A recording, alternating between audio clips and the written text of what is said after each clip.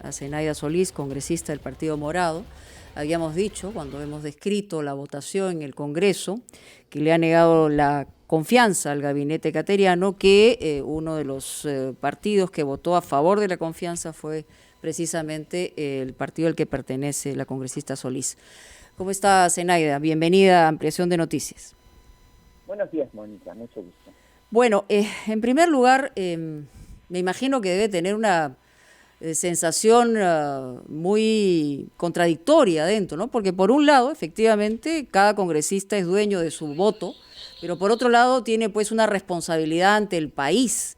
Y en la circunstancia en la que estamos viviendo, negar la confianza de este gabinete, más allá de los errores, de las posturas, de la propia crítica que puede haber incluso surgido del Partido Morado, el país no necesitaba una circunstancia de este tipo. ¿Cómo se siente en este momento luego de haber vivido esta votación?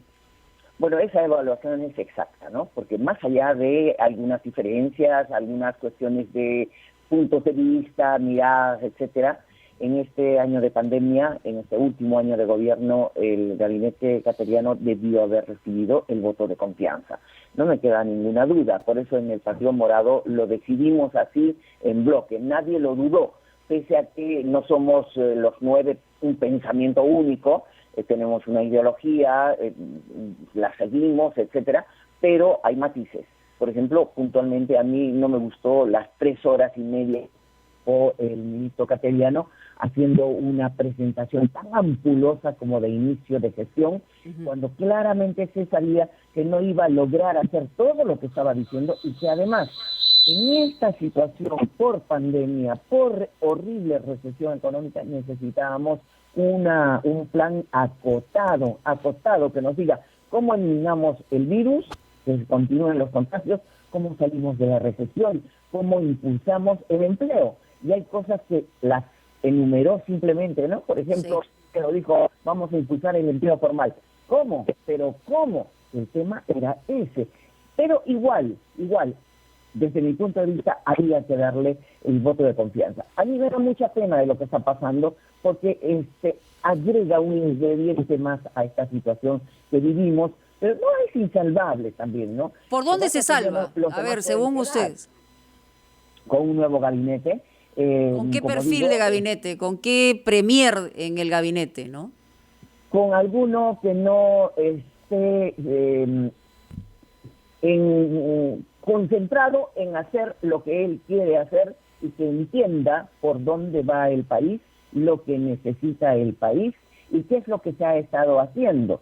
Por ejemplo, nombrar a un ministro de Trabajo que claramente, no teniendo ninguna experiencia en el sector público, iba a empezar a aprender en un momento de dar soluciones. Hoy día era un contrasentido, Mónica, era un contrasentido, era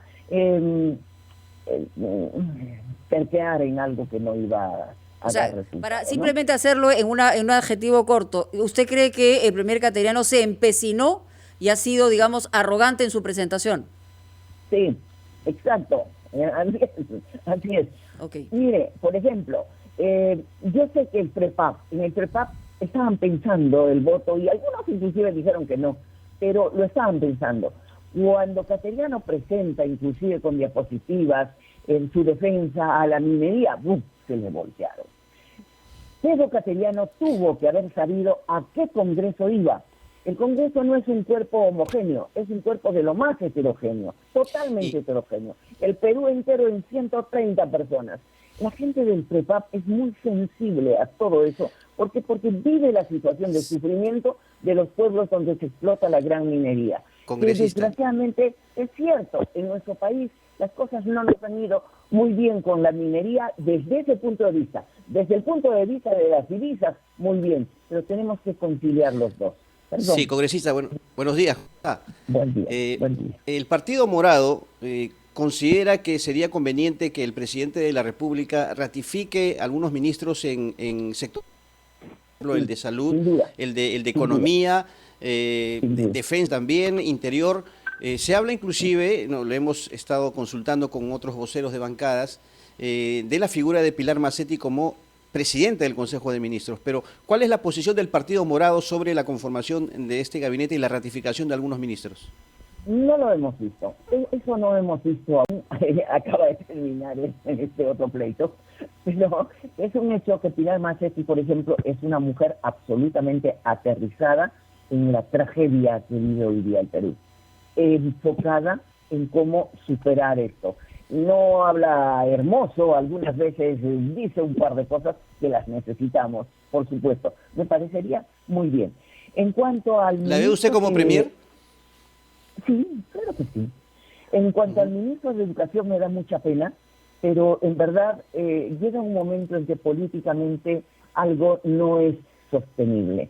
Y el ministro de Educación, pese a que desde mi punto de vista no tiene ninguna carga o culpa como ministro, excepto esta patinada en la compra de las tablets, tiene una interpelación en curso y demás, y ya hay bancadas que se le prendieron. Entonces, ¿para qué insistir? ¿Para qué insistir si lo que necesitamos todos es ser responsables con la gobernabilidad del país?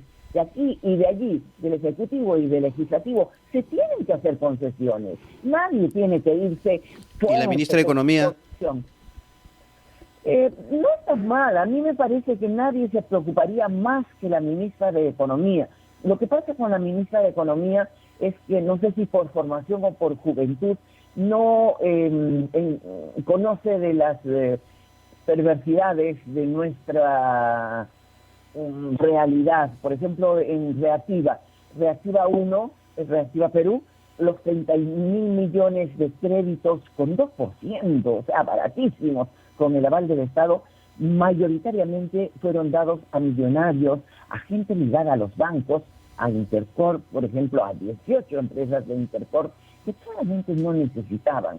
Si ese dinero se enfocaba en los verdaderos emprendedores, estaríamos ya haciendo la reactivación.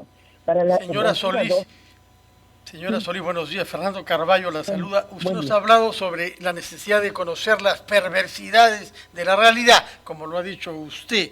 A propósito de eso, usted nos ha explicado que tiene reproches contra el discurso de Pedro Cateriano sobre su gestión, incluso ha hablado de arrogancia, y sin embargo usted y todos los miembros de su bancada votaron a favor de él.